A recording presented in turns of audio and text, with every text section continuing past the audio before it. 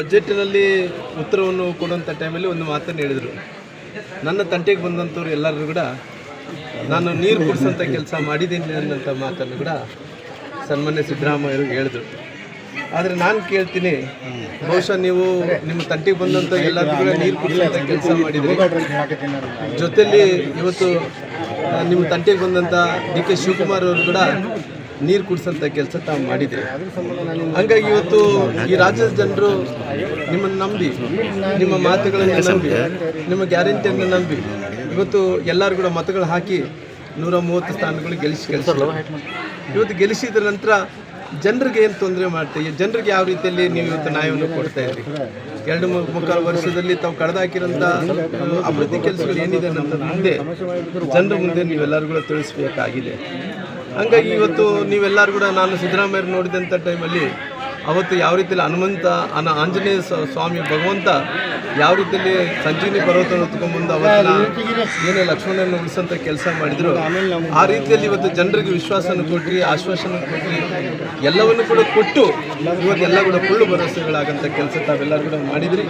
ಹಂಗಾಗಿ ತಾವೆಲ್ಲರೂ ಕೂಡ ಇವತ್ತು ಒಂದು ಮೂಢನಂಬಿಕೆ ಬಗ್ಗೆ ಮಾತಾಡ್ತೀರಿ, ಇವತ್ತು ಬೇರೆ ಬೇರೆ ವಿಚಾರಗಳ ಬಗ್ಗೆ ಕೂಡ ನೀವು ಮಾತಾಡ್ತೀರಿ. ಯಾವ ರೀತಿಯಲ್ಲಿ ಅಂದ್ರಿಗಿನ ಶಿಲಾಯೋಗದಲ್ಲಿದ್ದಂಥ ವಿಚಾರಗಳನ್ನು ಕೂಡ ಎತ್ಕೊಂಡು ಮಾತಾಡೋಂಥ ಕೆಲಸ ಇವತ್ತು ಸಿದ್ದರಾಮಯ್ಯ ಪರಿಸ್ಥಿತಿ ಕೂಡ ಆಗಿದೆ.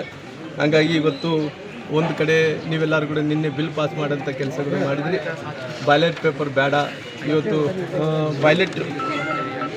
ಬ್ಯಾಲೆಟ್ ಪೇಪರ್ ಮೂಲಕ ಇವತ್ತು ಚುನಾವಣೆ ನಡೆಸಬೇಕು ಅಂದೇಳಿ EVM ಬೇಡ ಅನ್ನೋಂಥ ಮಾತನ್ನು ಕೂಡ ಹೇಳಿದಿರಿ. ಬಹುಶಃ 2023ರಲ್ಲಿ ಚುನಾವಣೆಗಳು ನೋಡಿದಂಥ ಟೈಮಲ್ಲಿ EVM ಮೂಲಕನೇ 130 ಸ್ಥಾನಗಳು ಬಂದಿರೋದು ಅಂತೇಳಿ ಅವರು ಸ್ವಲ್ಪ ಅರ್ಥ ಮಾಡ್ಕೋಬೇಕಾಗುತ್ತೆ. ಇಲ್ಲ ಅಂದರೆ ರಾಹುಲ್ ಗಾಂಧಿ ಅವ್ರಿಗನ್ನ ತಿಳಿಸ್ಬೇಕಾಗಿ, ಆತ ಹುಡುಗಿದ್ದಾನೆ, ಸಣ್ಣ ಹುಡುಗ ಯಾವ ರೀತಿಯಲ್ಲಿ ಇರ್ತಾನೆ ರಾಹುಲ್ ಗಾಂಧಿ, ಹಠ ಹಿಡ್ಕೊಂಡ್ರೆ ಹಿಂಗೆ ಆಗಬೇಕು, ಹಿಂಗೆ ಆಗಬೇಕು, ಹಿಂಗೆ ಆಗಬೇಕು, EVM ಮೂಲಕ ಬೇಡ, ಪೇಪರ್ ಮೂಲಕನೇ ಆಗಬೇಕು, ಹಿಂಗೆ ಹೇಳಿ ಸಣ್ಣ ಮಗು ಥರ ಹಠ ಮಾಡೋಕ್ಕೆ ಹೊಂಟಿದ್ದಾರೆ.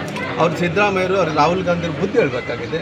ನಾವು EVM ಮೂಲಕನೇ 130 ಸ್ಥಾನಗಳಿಗೂ ಹೆಚ್ಚು ಸ್ಥಾನಗಳು ಗೆದ್ದೀವಿ ಅನ್ನೋಂಥ ಒಂದು ರಾಹುಲ್ ಗಾಂಧಿ ಅವ್ರಿಗೆ ಬುದ್ಧಿ ಹೇಳೋಂಥ ಕೆಲಸ ಆಗಬೇಕು ಅನ್ನೋಂಥ ಒತ್ತಾಯವನ್ನು ಕೂಡ ಮಾಡ್ತೀನಿ.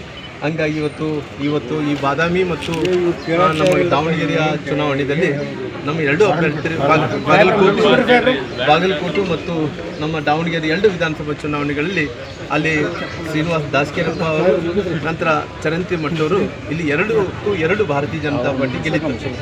ಯಾಕಂದರೆ ಒಂದು ಸಾರಿ EVM ಮೂಲಕ ಚುನಾವಣೆ ಮಾಡೋದ್ರಿಂದ ನಮಗೆ ನಷ್ಟ ಆಗುತ್ತೆ ಅಂತ ಹೇಳ್ತಾರೆ. ಹೇಳೋದ ಮೂಲಕ ಸಿದ್ದರಾಮಯ್ಯರು EVM ಮೂಲಕನೇ 130 ಸ್ಥಾನಗಳು ಗೆದ್ದಿದ್ದಾರೆ. ಆ 130 ಸ್ಥಾನಗಳು ಗೆದ್ದಂಥ ಟೈಮಲ್ಲಿ ಸಿದ್ದರಾಮಯ್ಯರಿಗೆ ಅವರು ಹುಡುಗರ ಥರ ಹಠ ಹಿಡ್ಕೊಂಡಿರೋ ಕಾರಣ ಆ ಹಠಕ್ಕೆ ಇವತ್ತು ಸಿದ್ದರಾಮಯ್ಯರನ್ನಾಗಲಿ ರಾಹುಲ್ ಗಾಂಧಿಯವರು ಬುದ್ಧಿ ಹೇಳೋಂಥ ಕೆಲಸ ಆಗಬೇಕು ಅನ್ನೋಂಥ ಒತ್ತಾಯವನ್ನು ಕೂಡ ಮಾಡ್ತೀನಿ. ತಾಕತ್ತು ಅಂತ ಹೇಳ್ತಾರೆ ಸದನದಲ್ಲಿ.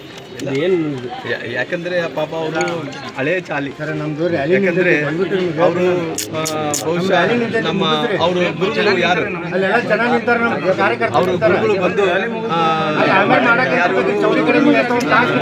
ಏನು ಬೆಂಗಳೂರಲ್ಲಿ ಒಂದು ದೊಡ್ಡ ಡಾನ್ ಶಿಷ್ಯಂದ್ರ.